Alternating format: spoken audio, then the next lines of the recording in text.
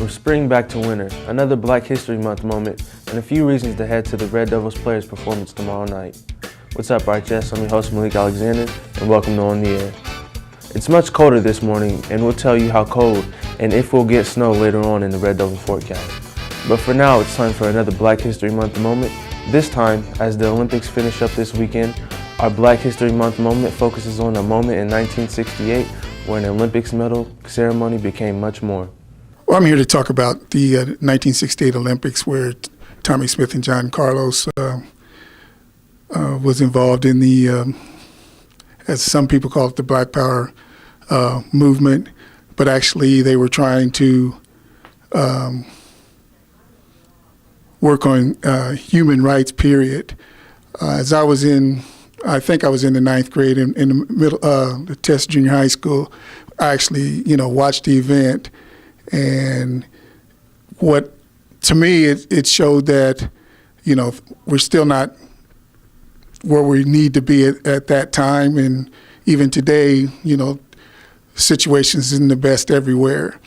So it made an awareness to me to be able to talk to different people, to act in a manner that will help the African Americans to move on in our strive as far as for human rights. And it's really across the board, anybody that's being not treated properly. A little bit about the 1968 Olympics, which would mean that I was 18 years old. I just vaguely remember a little bit about the athletes, so I had to do a little research and find out a little bit more.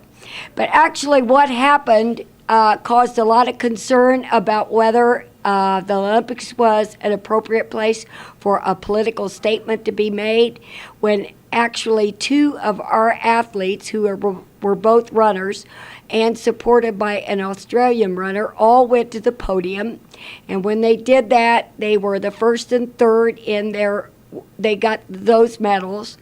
And during the playing of the national anthem, they both raised their fists in what most people thought was a salute for Black Power. On their hands, they wore a black glove, and it actually was representing Black poverty. One of the guys wore a beaded necklace, which was to represent those slaves who had lost their lives in the Middle Passage. They also wore a black scarf, which was to represent solidarity. One of the guys unzipped the top of his jacket, which was to represent solidarity between all the blue-collar workers in the world. And the two Americans were supported by the Australian, who wore a civil rights button on his jacket. Now, a lot of people thought that they actually were doing this to signify Black Power, but actually after talking to the athletes, they said that what they were trying to do was to just protest human rights that were not being provided for everybody all throughout the world. So the question became, of course, a lot of people were irate that they took this to the Olympics being a political statement, and the question became, was that the right place to do that or not?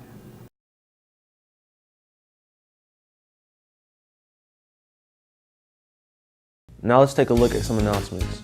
Juniors, are you interested in cadet teaching next year? Maybe you'd like to help out one of your favorite elementary teachers.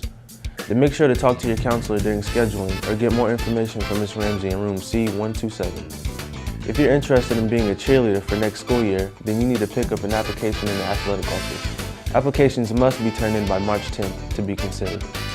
Interested in creative writing? RHS has a new creative writing club. If you're interested in joining the RHS Creative Writers, see Ms. Falvey in room L111 for more info. The meeting for anyone interested in driver's training will be Thursday, February 27th in the cafeteria starting at 5:30. If you want to take driver's training in the spring, you must attend this meeting with a parent. Classes start March 3rd and the cost is $390. Seniors, it's time to start looking at completing your FAFSA online, the free application for federal student aid. The first session is next Wednesday, February 26th, and the second will be March 6th. The deadline for filing your FAFSA is March 10th. It's also time for seniors to sign up for honors and awards.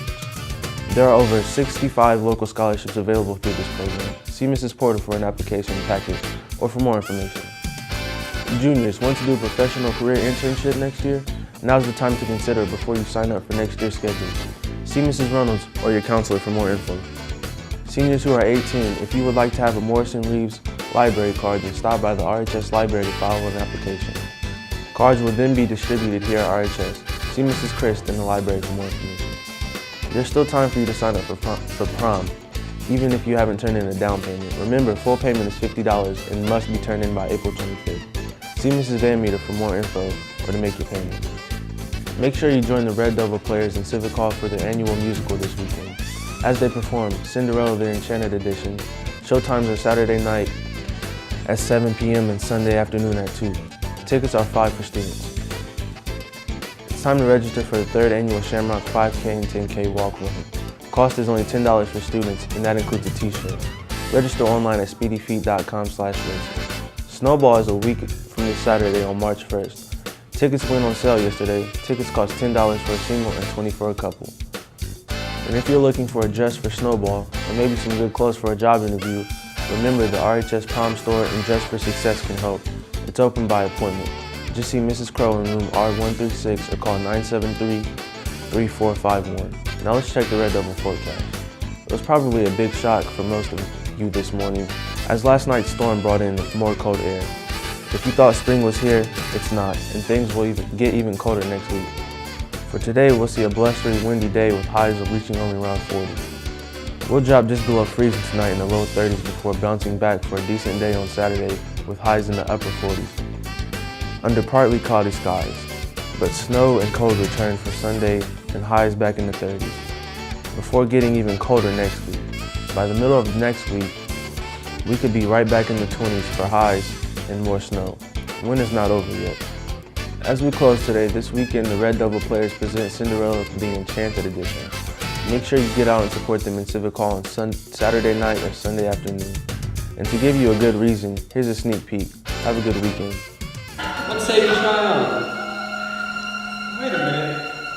Didn't I bump into you in the village about a week ago? In the Oh! You helped me with my packages! I did. Right after I got them out of your arms. You said that everyone deserved to be treated with kindness and respect. You never did tell me your name. It's Cinderella. What a beautiful name.